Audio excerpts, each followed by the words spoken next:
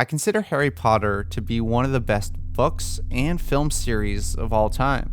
But I will admit, they aren't without their flaws, which is completely understandable. Honestly, I feel like there's only a handful of books and films that I deem perfect. But there are little things in Harry's years at Hogwarts, which sometimes I'd like to change, but most times I just overlook because the feeling is still right.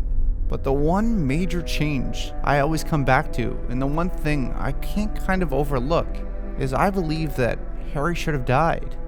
Let me be clear, I do love the end of Harry Potter we got. It gives us a warm, fuzzy feeling, rids the wizarding world of evil, and wraps up with a glimmer of the future from the characters we love. But I've always felt that Harry coming back from the dead is kind of a cop-out. Neither can live while the other survives. For me, it all comes down to this. When we find out Harry is actually a Horcrux, and he must sacrifice himself for even a chance to defeat Voldemort, this should be a gut punch, a heroic moment, but it's undercut immediately. I do believe that these scenes work better in the books than the movies, and that the build-up to the self-sacrifice has more weight to it, but they still share the same issues. And I understand why J.K. Rowling decided to bring him back. I mean, she wanted a big showdown. She wanted Harry versus Voldemort, facing off in Hogwarts, with only one victor.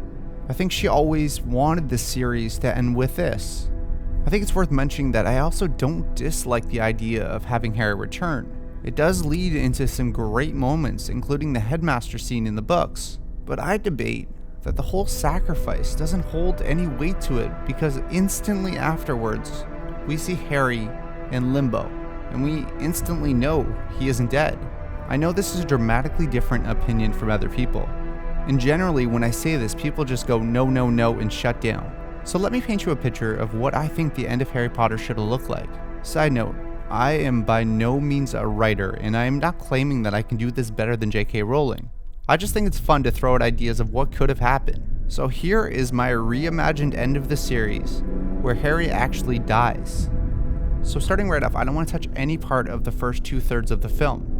I mean, they're all amazing scenes. The build up to the battle, McGonagall calling the statues to fight, Lupin and Tonks's tender moments. It's all great, but I will say I've never liked the pacing of the overall story. In my opinion, it peaks too early. All the dramatic tension is gone in the beginning. And when the story slows down and Harry does sacrifice himself, the end has no weight to it whatsoever. I know exactly what's going to happen. And honestly, other than the sacrificing scene, I don't enjoy the overlong duel between Harry and Voldemort. Instead, I'd like to squash the story down a little bit and bring some more weight to that battle. We still have Harry, Ron, and Hermione finding Horcruxes and destroying them, Voldemort killing Snape, and the entirety of the story plays out exactly as it did until this moment.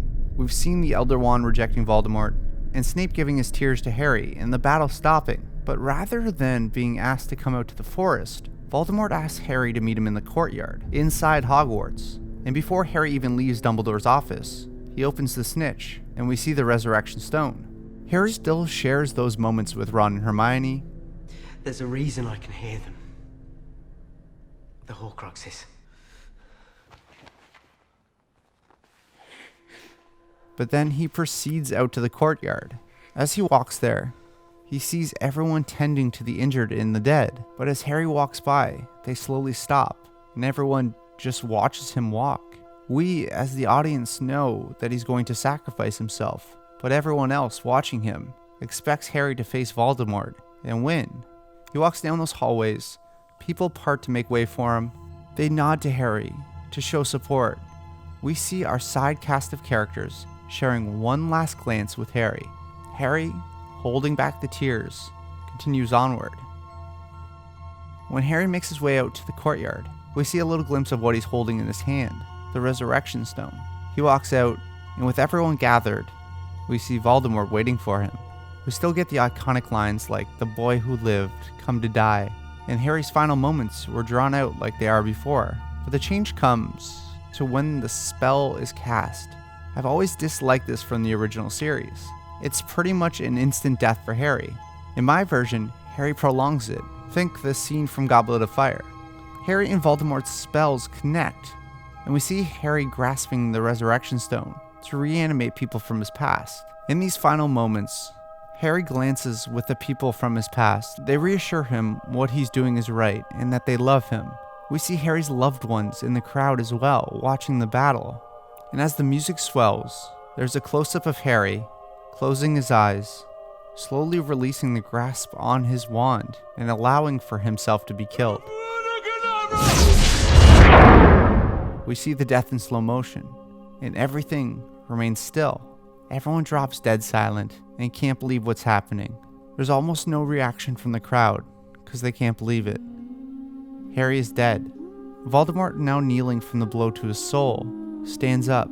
There's a pause. No one knows what to do, and Voldemort smiles. As people slowly realize that this is real, Voldemort starts a speech that we've heard before. He's accepting any wizard willing to come to his side, and the idea of too much magical blood has been spilt. At this point, the prophecy is complete. Harry is dead, and there's really no reason to have a chosen one. But still, we see Neville come into his own and stand up for the rest of the school. But rather than this just being Neville's moment, Neville starts it, then every character slowly adds to his speech. We hear from Ron, Hermione, Ginny, Cho, Luna, and finally, who steps forward but Draco Malfoy. Voldemort is furious and sends a spell whipping Draco backwards. The teachers of the school pop in to defend the students, and for once we see Voldemort's power in all its glory. Something we've never seen in the series before is Voldemort as a massive dominating force. We've seen him hold his own against Dumbledore, but we've never been shown why he's the most feared wizard in all of history. He takes on McGonagall, Slughorn, Flitwick, Sprout, and even Trelawney tries to help. Voldemort takes out all 5 with ease, casting them aside as if they were children. Until, again, who is there with wand in hand ready to go? But again, Draco Malfoy. Now you may be saying, now that Harry is dead, we have no emotional weight to the final scene.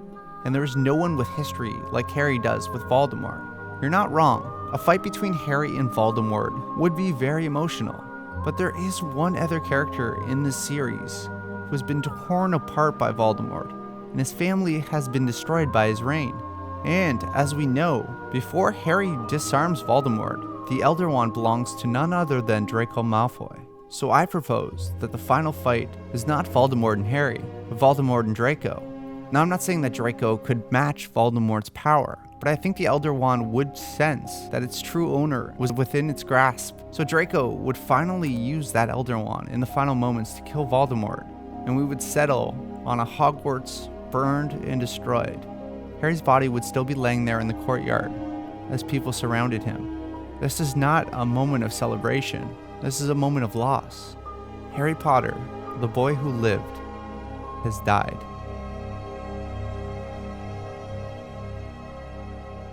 So what do you think of my ending to the story? Or do you much prefer the original? Thanks again to my patrons, Adam Gray, Jeremy Jacobs, Jenny Edwards, Jeremy Robson, Gabe Marchanda, Trevor Cowan, Gunnar Legland, Colleen West, Gerard Galifa, Estet Hemzaj, Marco Perry, Roland, Aiden McShane, Shalon Hudson, Kieran West, Joris Konanen, and Brandon Warner. Thank you for your support, guys. As always, thank you for watching. Please subscribe, and I'll see you in the next video.